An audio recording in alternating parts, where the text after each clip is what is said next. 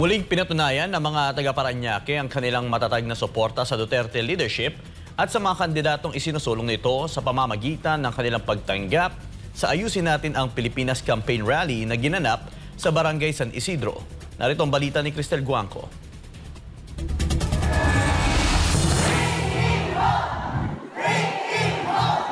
Duterte pa rin at vote straight PDP laban.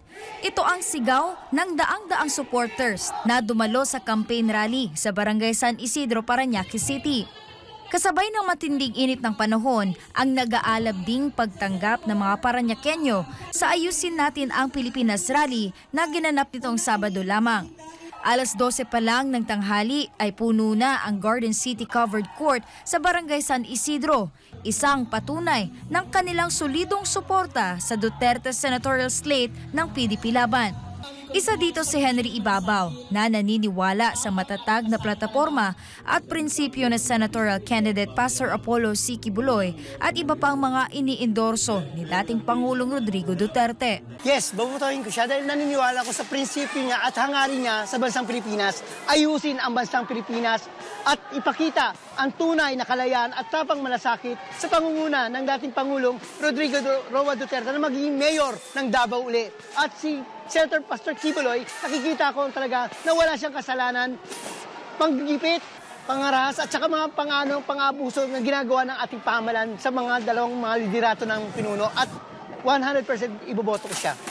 Si Celine naman na isang dating SK official at aminadong pro-Duterte, hindi naniniwala sa mga akusasyong ipinupukol laban sa butihing pastor at hinikayat ang mga kapwa Parañaqueño na maging mapanuri.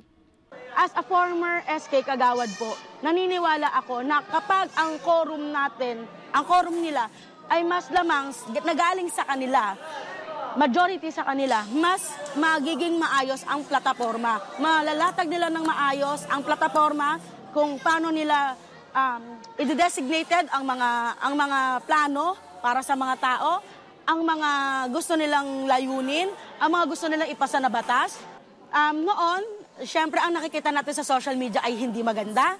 Ang nakikita natin sa news ay hindi maganda. Ang masasabi ko lang, hindi lahat ng nakikita nyo sa news, sa social media, nababasa nyo sa dyaryo, ay totoo. Lahat yan ay bias. Do your research, do your part, at saka bumoto tayo ng tama.